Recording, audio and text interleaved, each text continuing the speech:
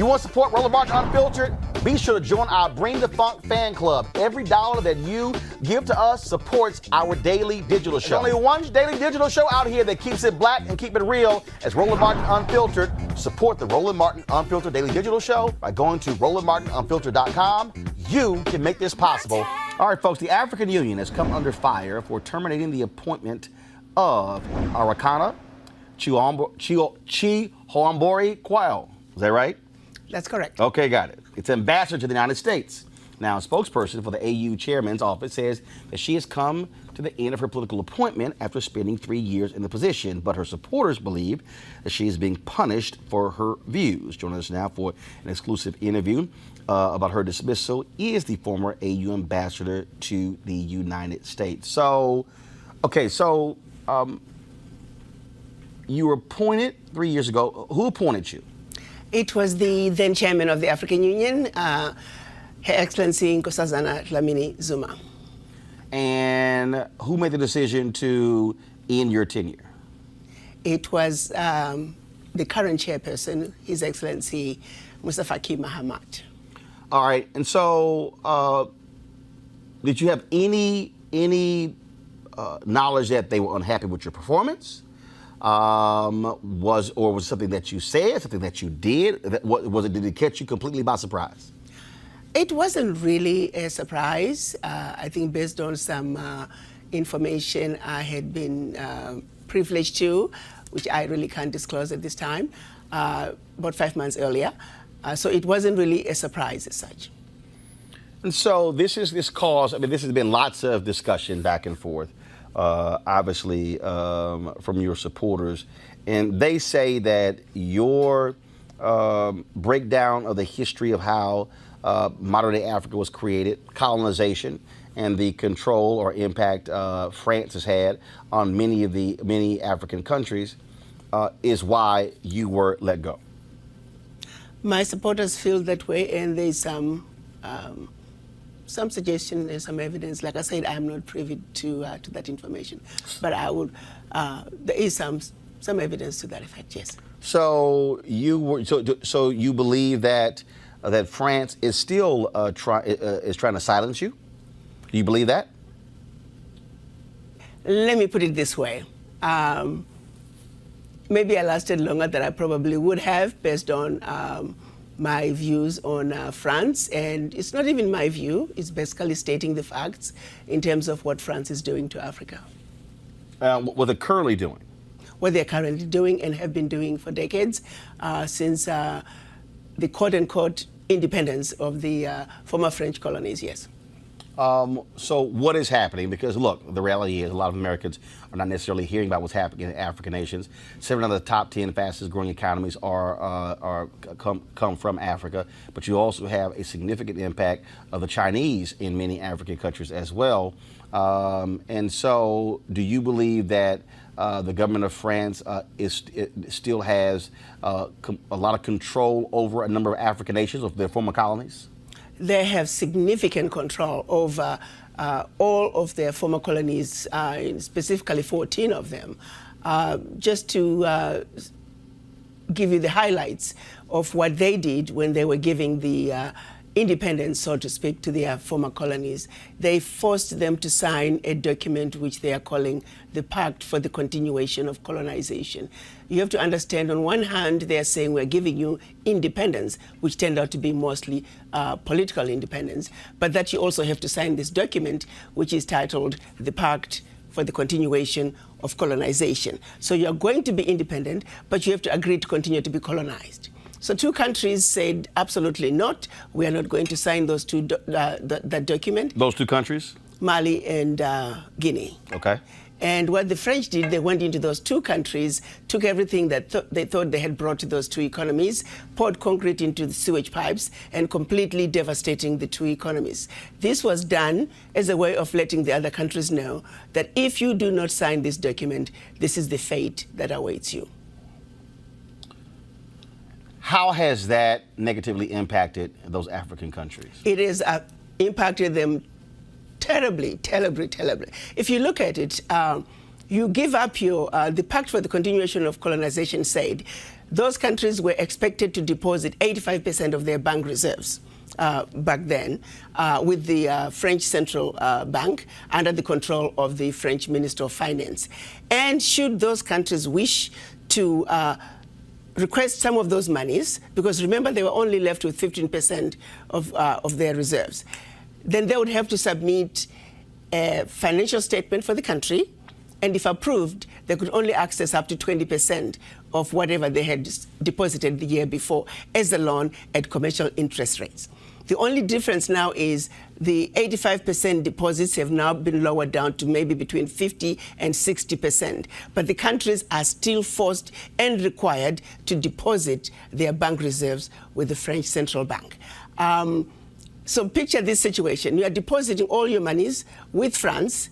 Should you need some of your money, you get it as a loan at commercial interest rates. So immediately, you have a credit with France, but you begin to owe France. This has been going on and continues to this day. So combined, the 14 countries are giving to France cash, cold hard cash, over $500 billion every year. And France takes that money and invests it in its own stock market under the French name, and the countries may or may not know the returns. Currently, for every 14 billion that France takes out of Africa, by the time they finish investing it in the French stock market, they are realizing upwards of 300 billion. So you do the math to see how much money France is taking out of Africa every year. And yet France has the audacity to then look at African countries and call them poor countries. Why would poor African countries give $500 billion to France year in and year out? What really gets me the most is, how does the world sit back and watch this carnage take place in Africa? Where is the United Nations? This is the body that's supposed to be looking out for any violations of human rights. It is my humble opinion that singularly, what France is doing to Africa is the biggest violation of human rights. Women and children are dying of starvation, youth unemployment, when the same poor countries are giving $500 billion to France. It simply does not make any sense. And I don't know how the world can sit back and watch all this unfold and nobody is saying anything.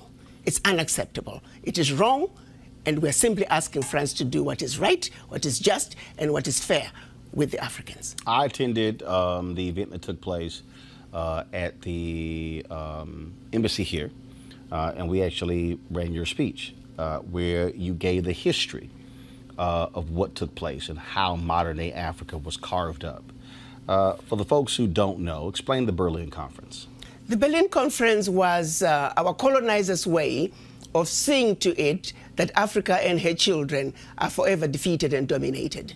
They came together in Berlin at the invitation of the then Chancellor of Germany, Bismarck, to divide up Africa. 1891? What was November 1884 to February of 1885. Got it. They met and chopped up Africa into the tiny little economies that we see today. Economies that clearly cannot survive on their own.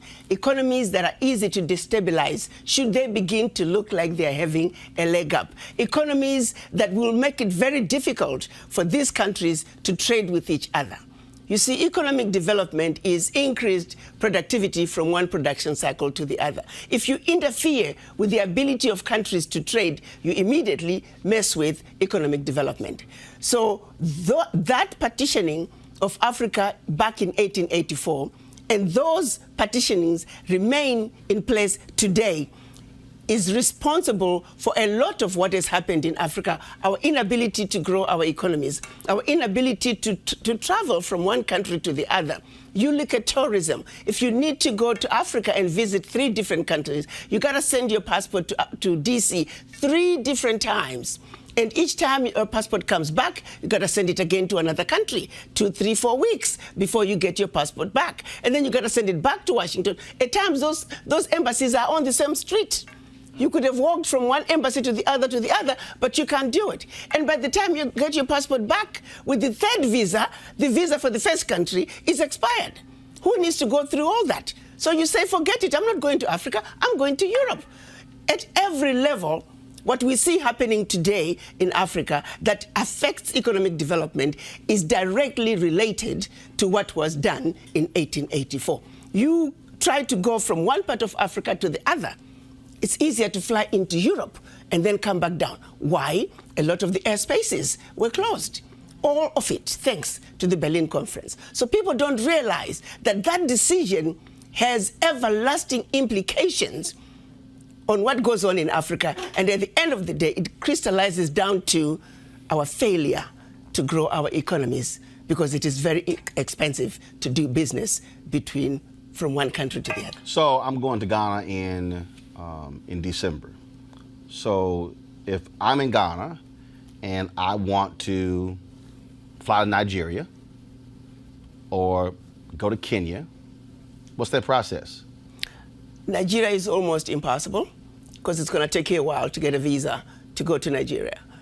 I'm not so sure about Kenya, but again, you need a visa to those countries. But if I was in France and I wanted to go to Germany or I wanted to go to another European country, as a U.S. citizen with a U.S. passport, you're fine. You can just go. If you're from another country, you can actually just apply for what they call a Schengen visa. A Schengen visa allows you to travel throughout Europe. One visa will allow you to travel throughout Europe. Okay, but what I'm trying to understand is, so those rules that were set up that prohibits me from being in Ghana and deciding to say, hey, I want to go, the next 3 days I want to go to Nigeria. Those rules were set up when?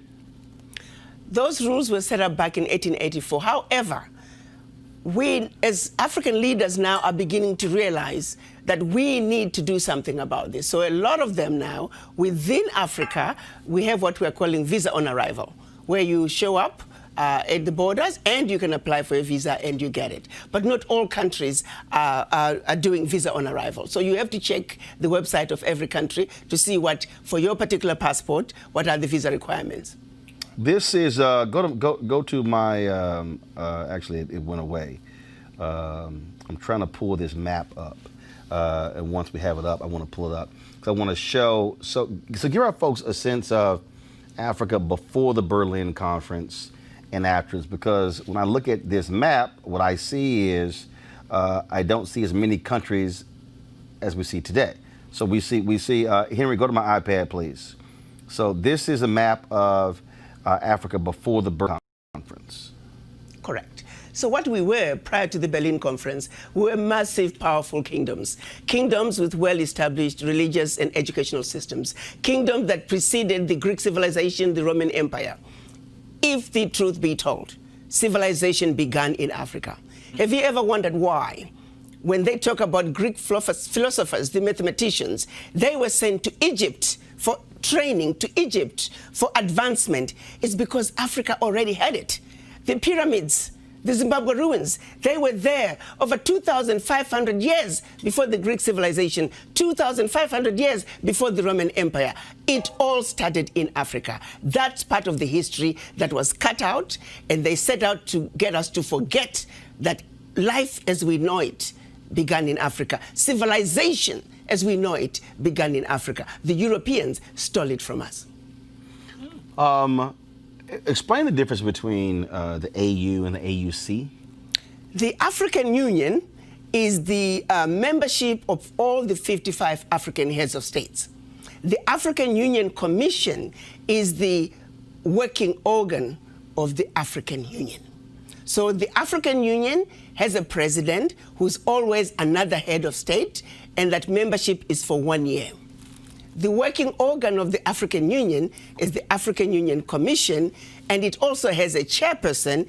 That term is 4 years, and that's who Chairman Mustafa Mahamat is. Jason. So, you know, I wanted to ask a question, and if you knew, I have a friend who's from the Comoros Islands, and he was telling me about the difference between some of the other islands, and in particular, one island that's under French control called Mayotte. I was wondering if you could expand on that and tell me a little bit about. Well, basically, it's like when you go to the Caribbean. You can even go to St. Martin.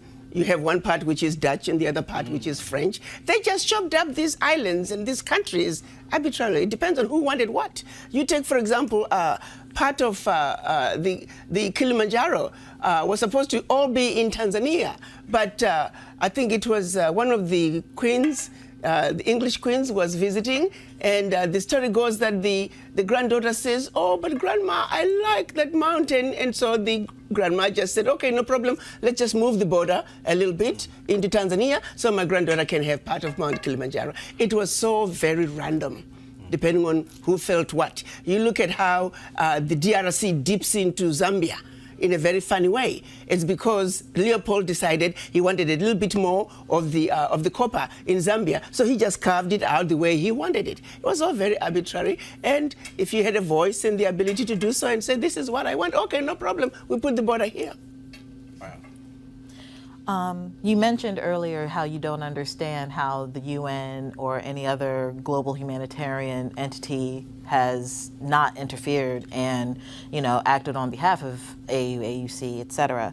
I have that same concern now that I'm listening to you. But has there been a process? Is there a process to act against France legally regarding the UN, The Hague? Anything, because this to me seems like a clear violation of humanitarian laws, especially your recollection of them dumping concrete into sewers. It is a serious violation against humanity. Well, let me say, over the years, we have had some heads of states who have tried to pull out of the pact for the continuation of colonization. Sadly, there were coups in those countries, and they found their heads, simply put, on the chopping block. They were assassinated. So the realities and the fear that countries might have are real because of the consequences from France should they decide to pull out. So there really hasn't been. Lately, we heard about the Vice Prime Minister of Italy. They were sick and tired of the young African youth crossing the Mediterranean and ending up on the southern borders.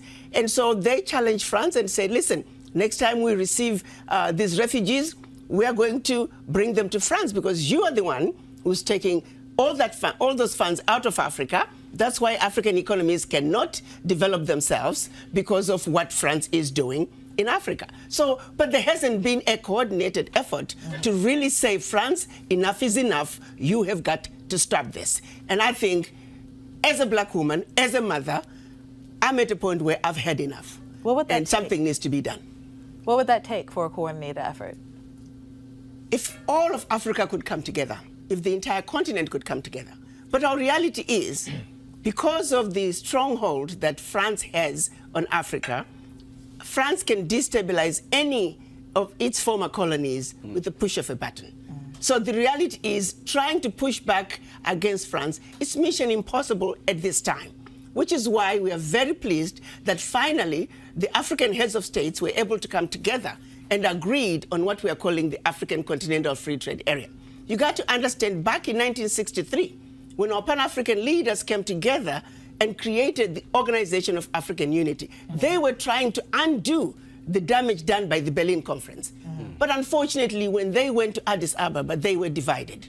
We had the Casablanca group, who were Ghana, Guinea, Mali, Egypt, Morocco, Algeria, and Tunisia. They were outnumbered by the others, who were the nationalists, who said, "Let's go slow." The Casablanca group, who said, "Africa for the Africans, at home and abroad, African Union now." Had we won, had the Casablanca group won in 1963, Africa would be in a very different place because all these borders would have been eliminated back then. They came up with a compromise, which we are calling Organization of African Unity.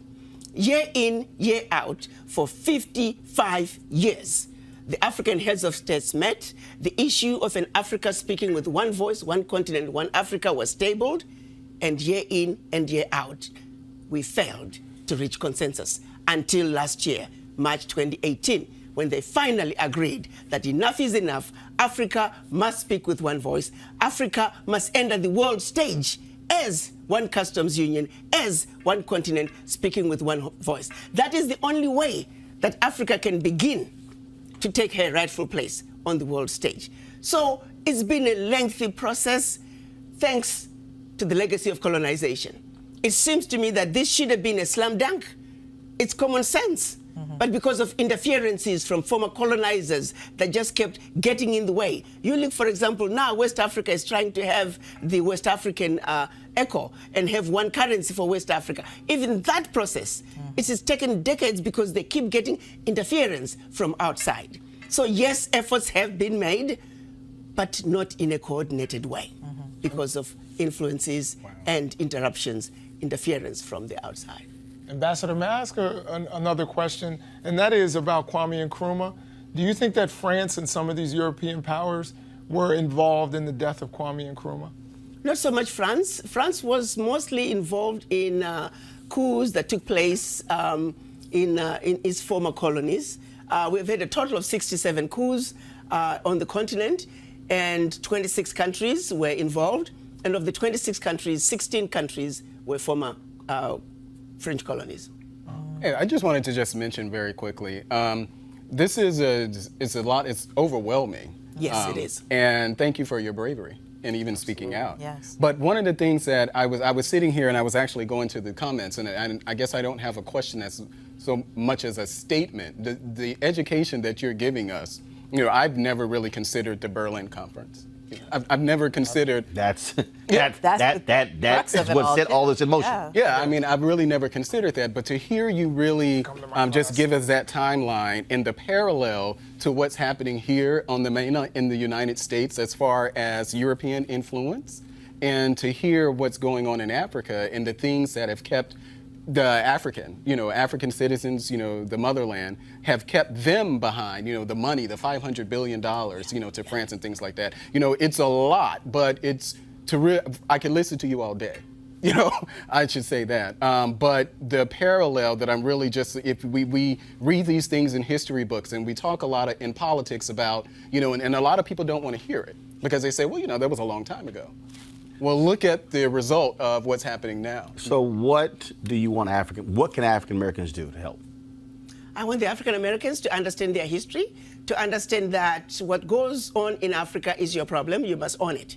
As a person of African descent, Africa is home, Africa is your anchor, and that you need to realize that until you fill that void, the average African American, if not all African Americans, whether they realize it or not, there is a void from not knowing where you come from. And that void has got to be filled in. It is a void that is very in the subconscious, deep in your subconscious. First, you must realize that void is there. African Americans and descendants of former slaves around the globe, they are the only ones who struggle with the issue of where do I come from. I had a conversation with one of my girlfriends, an African American, about 7 years ago. And I honestly can't believe that in my old age and all these years that I've lived in this country, it had never occurred to me that the issue of where do I come from is an issue. Because I've never had to ask myself that. Until one day I'm having a conversation with her and she just looked me straight in the face and says, those of you from the continent, you never have to deal with the issues that we deal with as African Americans. The simple issue of where do I come from? And for a split second, I stopped and I put myself in her position to say, I wonder what it feels like to not know where you came from. I had this overwhelming sadness and I quickly snapped myself out of it. Now, can you imagine living in that sadness of just not knowing where you come from? Can you imagine? And since then, I have been looking for it when I interact with my African American friends. I remember one time we had an event and this top executive was one of the speakers, but she spoke after me and I talked about this void and the need to reconnect. She started encountering an experience she had while just on a retreat with co-workers. And everybody was talking about where they come from. I'm German American, I'm Irish American. And as they were getting closer to her, it dawned on her that she didn't know where she came from. And she didn't know what she was going to say. And right there on the stage, she broke down. I mean, she could not stop sobbing. I had to go on the stage to hug her because she said, I didn't come here to break down. She never realized that there was this void that was so painful. But because of the environment we were in, she was able to go there. And once she got there, her feelings, she was able to express her feelings. So I want the African Americans to know that Africa is home, that what is going on in Africa is your problems and you must get involved. Until you reconnect with your anchor, which is Africa, you'll always be like a palm tree. When the wind blows this way, here we go. When the wind blows that way, here we go. Africa is home. Accept it. It is who you are. Your DNA is the DNA of an African. Your DNA is the DNA of originality. You are the origin of humanity, and Africa is home. Reconnect. The African heads of states, they agreed on a decision this year which they called ARA 400. ARA standing for return, 400 standing for the 400 years.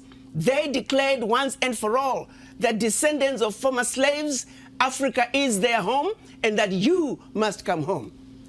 Understand that you are welcome, and don't let anyone make you believe that your suffering was worse than those who stayed on the continent. Do you believe seriously that where they took your forefathers, they left a bed of roses? They left a land of milk and honey? The answer is no. Look at what Leopold did in the Congo. Over 75% of the population was killed. Look at what the British did to the Kikuyu. Look at what the Germans did in Namibia. The carnage continued. And to this day, actually, the carnage in Africa continues. The colonizers have never left Africa. They must get out of Africa. Whatever it takes to get the colonizers to treat Africa fairly, we are simply asking what anybody else on earth would be asking for, to be treated fairly and for them to do the right thing. What's next for you? Well, I'm going to continue with the movement. I think we, people of African descent, must understand that Africa is home.